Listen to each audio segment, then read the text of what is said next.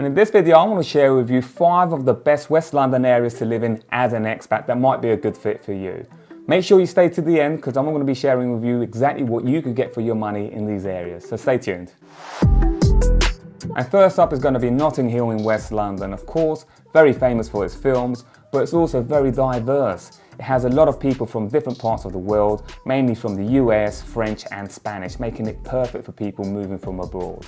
Now, talking about Spanish, one of my favorite restaurants in the area has got to be a Spanish restaurant called La Bodega.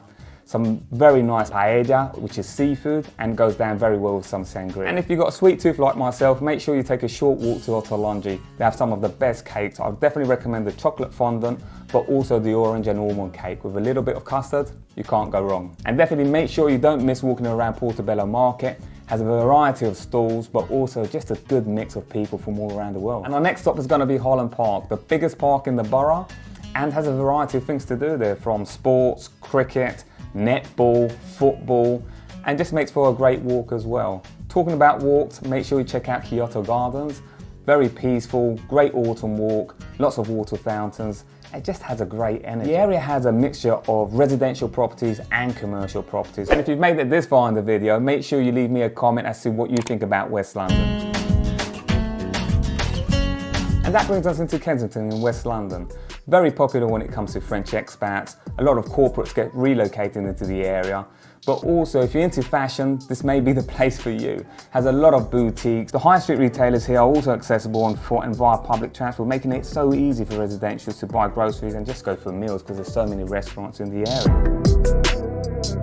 And just next door, of course, you've got South Kensington, or South Ken as most locals like to call it.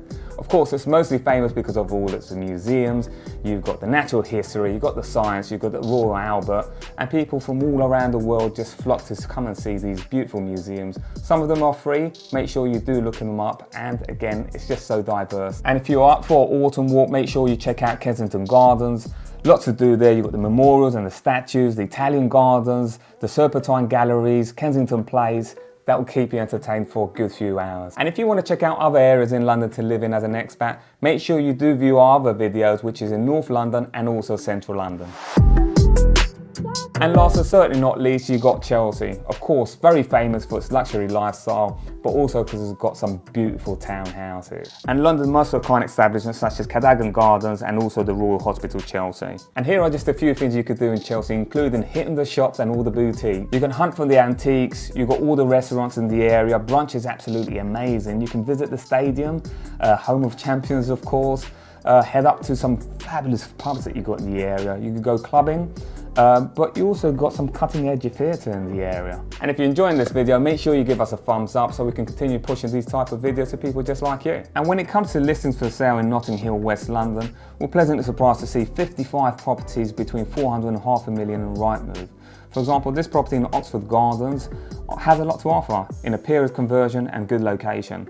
Now, when we look at equally the same price range in Holland Park, it brings up half that amount, almost half. It's 22 listings. Again, quite a few options. That then takes us to Kensington, 41 results. A lot of period conversions you're going to have in the area, more than new builds. And it just goes with the whole character of the area, especially in West London. The one that really surprised me was 52 listings in the same price range in Chelsea. So as you can see, you can get a lot for your money, or at least $500,000 when in comparison in London, for around about £500,000. And you're just going to have to visit West London for yourself to see what the area has to offer. We're now in autumn, which is my favourite season of the year.